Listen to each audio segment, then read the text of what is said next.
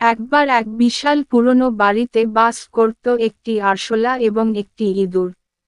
বাড়ির নানা অংশে ঘুরে বেড়ানোর মতো সুযোগ থাকলেও তারা কখনো একসঙ্গে সময় কাটাত না। আরশোলা সাধারণত অন্ধকার কোণায় লুকিয়ে থাকত, আর ইঁদুর কিচেনে ঘুরে বেড়াত এবং খাবারের সন্ধানে থাকত। একদিন ইঁদুর একটি বড় টুকরা পনির নিয়ে ফিরছিল। আরশোলা কোণায় বসে সেই পনিরের দিকে তাকিয়েছিল। ইঁদুর পনিরটি দেখে ভাবল, কত সুস্বাদু, কিন্তু একা একা খেতে আমার ভালো লাগবে না। তুমি কি একটু সাহায্য করতে চাও? আরশোলা একটু অবাক হয়ে বলল, তুমি কি মনে করো আমি তোমার সাহায্য করতে পারবো? আমি তো এই পনির খেতে পারি না। ইঁদুর বলল, আমরা একসঙ্গে কাজ করলে হয়তো অনেক কিছুই সম্ভব হবে। আমি তোমার সাহায্য চাই, আর তুমি আমার সহযাত্রী হতে পারো। আরশোলা ভাবল, ঠিক আছে, আমি চেষ্টা করব। তারা মিলে সিদ্ধান্ত নিল যে তারা কিচেনের পরিধি একসঙ্গে অনুসন্ধান করবে। ইঁদুরের সাহায্যে আরশোলা কিচেনের কোণায় কোণায় যে খাবারগুলি ছিল তা খুঁজে বের করল।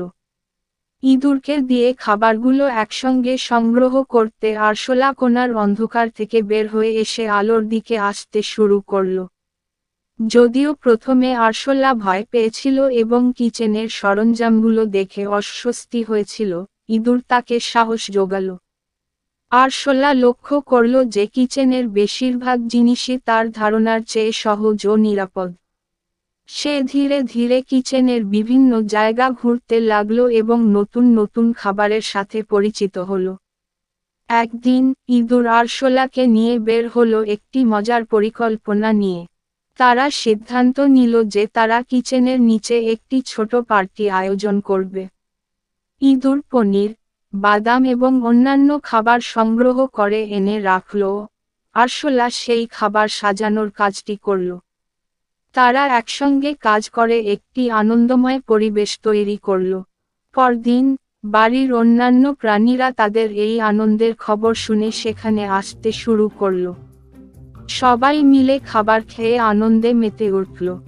আরশোলা ও ইঁদুর একসঙ্গে অনেক সময় কাটালো এবং তাদের মধ্যে একটি সুন্দর বন্ধুত্ব গড়ে উঠল। এই অভিজ্ঞতার মাধ্যমে আরশোলা ও ইঁদুর শিখল যে একসঙ্গে কাজ করলে তারা অনেক কিছু অর্জন করতে পারে, এবং তারা ভিন্ন ভিন্ন ক্ষমতার মাধ্যমে একে অপরকে সম্পূরক করতে পারে। তারা বুঝতে পারল যে একসাথে কাজ করে এবং একে অপরকে সহায়তা করে তারা অনেক বেশি কিছু করতে পারে।